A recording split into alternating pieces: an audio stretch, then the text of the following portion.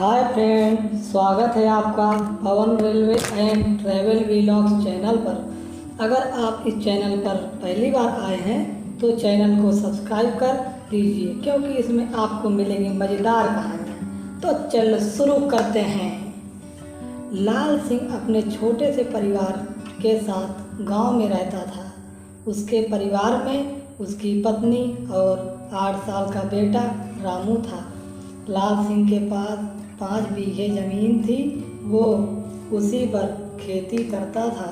लाल सिंह सुबह सुबह अपने खेतों पर काम करने के लिए चला जाता और शाम ढलने पर ही घर वापस आता था। मेहनती लाल सिंह सुबह से शाम तक जी तोड़ मेहनत करता। दोपहर के समय उसकी पत्नी उसका खाना लेकर खेतों में आ जाती थी। दोनों एक साथ ही खाना खाते थे। कभी कभी उसका बेटा रामू भी उसे खेतों में खाना पहुंचा देता था। जब भी रामू अपने पिता को खाना देने के लिए खेतों में जाता तो लाल सिंह उसे इसके लिए मना करता था। वो कहता था कि बेटा रामू, अभी तो तू छोटा है और अभी तुझ में इतनी अकल नहीं है कि अभी तो ये काम कर सके। वो दिन में कई बार यह बात दोहराता कि रामू, तू अभी तो छोटा है, तुझ में अभी इतनी अकल नहीं है। एक दोपहर की बात है, रामू अपने बाबू के लिए खेतों में खाना लेकर गया। उसने बाबू के साथ ही खाना खाया। खाना खाने के बाद लाल सिंह तो वापस अपने खेती बाड़ी के काम में लग गया, लेकिन उसका बेटा रामू घर वापस नहीं गया। वह वहीं पर खेतों पर ही खेलने लगा। वह वहीं पेड़ों पर चढ़ जाता, कभी मिट्टी खोदने लगता। धीरे धीरे दिन ढलना शुरू हो गया तो लाल सिंह और उसका बेटा रामू वापस घर की ओर लौटने लगे।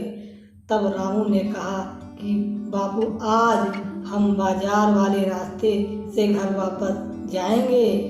मुझे बाजार की रौनक देखने का मन कर रहा है। लाल सिंह बच्चे की बात को टाल ना सका।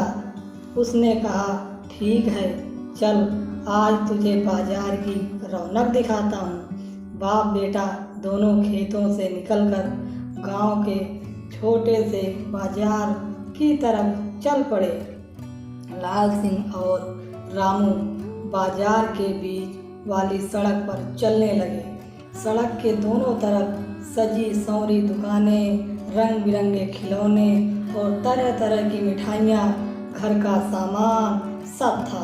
वहाँ पर लाल सिंह का बेटा रामू अपने बापू का हाथ पकड़े हुए दुकान में रखे सामान को निहारते हुए मस्ती में चला जा रहा था। चलते चलते वो दोनों एक मिठाई की दुकान के सामने से गुजरते हुए मिठाइयों की मीठी मीठी सुगंध रास्ते भर आ रही थी। दोनों के कदम मिठाई की दुकान के सामने रुक गए। लाल सिंह समझ गया कि उसके बेटे रामू का मन मिठाई खाने का कर रहा है। उसने अपने कुर्ते की जेब में हाथ डाला तो कुछ सिक्के उसके जेब में थे, परंतु ये पैसे इतने कम थे कि इनसे मिठाई नहीं मिल सकती थी। उसने वो सिक्के वापस अपने जेब में रख लिए। वो दोनों कुछ देर तक वहाँ खड़े रहे। बेटा रामू समझ गया कि बापू के पास पैसे कम हैं। उसने कहा, कोई बात नहीं बापू, चलो हम यहाँ से चलते हैं। और दोनों खाली हाथ ही लौटने लगे।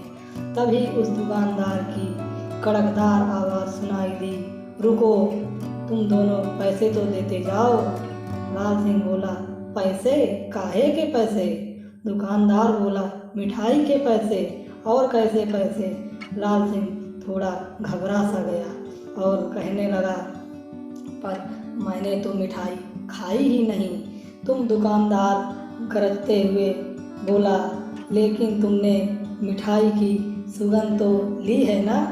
सुगंध लेना मिठाई खाने के बराबर है, समझे?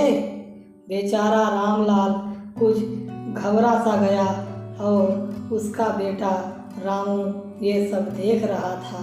उसने अपने बापू का हाथ खींचा और नीचे झुकने का इशारा दिया। लाल सिंह ने उसका सारा समझा और अपना काम उसके मुंह के पास ले गया। बेटे रामू ने बापू के कान में कुछ फुसफुसाकर कहा। बेटे की बात सुनकर लाल सिंह का चेहरा खिल उठा। वह दुकानदार के पास गया और अपनी जेब में रखे हुए सिक्कों को दोनों हाथों से लेकर खनखनाने लगा। क्योंकि खनखनाहट सुनकर दुकानदार खुश हो गया। उसके चेहरे पर चमक आ गई और वो बोला, चलो जल्दी जल्दी अब ये पैसे मुझे दे दो। लाल सिंह ने तपाक से कहा, मैंने तो पैसे चुकता भी कर दिए। दुकानदार ने चौंकते हुए कहा, तुमने पैसे कब दिए? तब लाल सिंह ने जवाब दिया, तुमने पैसों की खनखनाहट नहीं सुनी क्या? अगर मिठाई की सुगंध लेना मिठाई खाने के बराबर है तो पैसों की खनखनाहट सुनना भी पैसे लेने के बराबर है। समझे क्या? अब दुकानदार के चेहरे का रंग उड़ गया। वो समझ गया आज उसका पालक बहुत ही तेज तर्रार बाप बेटे की जोड़ी से पड़ गया है। लाल सिंह और रामू बड़े ही गर्व से सिर ऊंचा करके कुछ देर वहाँ खड़े रहे और मुस्कुराकर वापस चल दिए। आज लाल सिंह अपने बेटे पर बहुत गर्व महसूस कर रहा था कि उसका 8 साल का बेटा कितना बुद्धिमान है। वह समझ गया कि अकल का ऊंट से कोई रास्ता नहीं है। अक्लमंद तो कोई भी हो सकता है, चाहे वह बच्चा हो या बड़ा हो, अमीर हो या गरीब हो।